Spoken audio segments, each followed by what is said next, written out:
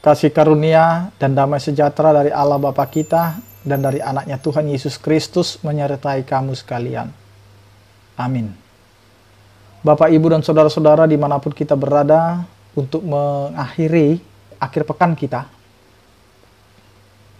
marilah kita mempersiapkan hati dan pikiran kita untuk mendengarkan firman Tuhan yang tertulis di dalam 1 Korintus pasal 2 ayat 10.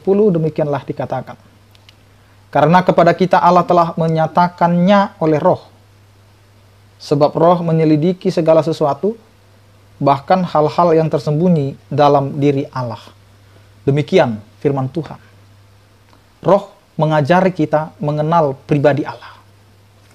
Bapak, Ibu, dan saudara-saudara yang dikasihi oleh Tuhan kita Yesus Kristus, tidak ada satupun manusia yang dapat mengenal Allah itu dengan baik jika bukan Roh yang memberikan pengertian kepada manusia tersebut.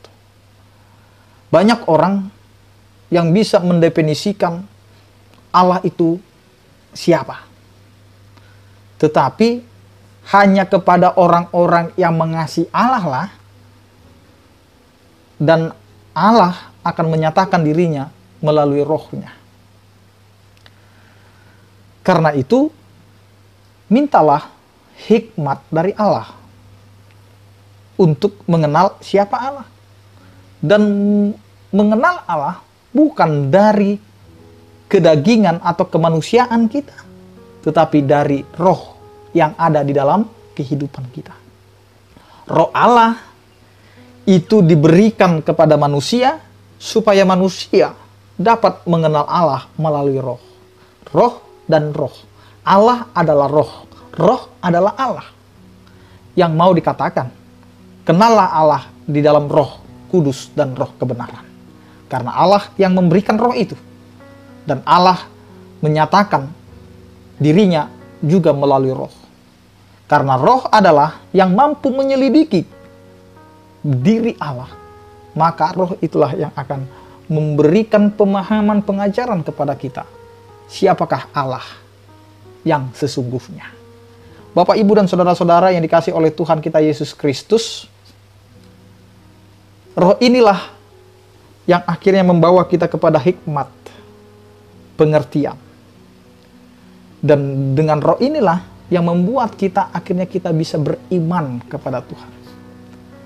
Iman adalah bukti dari segala sesuatu yang tidak pernah kita lihat.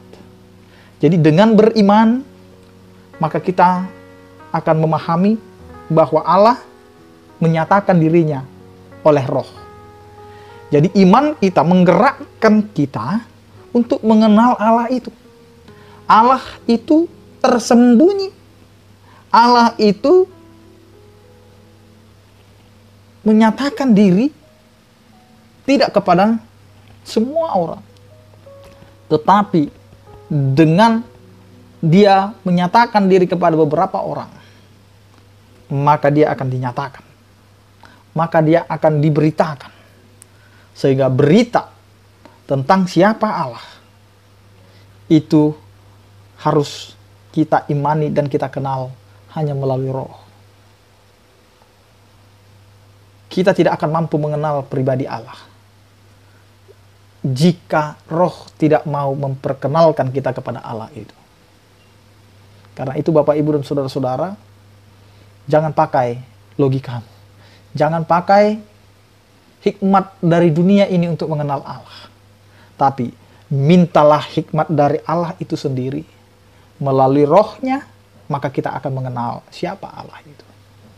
Karena Allah akan menyatakan dirinya kepada orang-orang yang mau datang dan mengenal Allah itu melalui Roh-Nya. Maka terimalah Allah itu di dalam kehidupan kita. Maka kenallah Allah itu dalam pribadi kita yang percaya kepada Allah. Dan kenallah Allah dari segala apa yang sudah Ia jadikan. Karena melalui itu semua, kita akan diperkenalkan kepada Allah melalui Roh. Karena Roh akan menyelidiki apa yang tersembunyi dari diri Allah.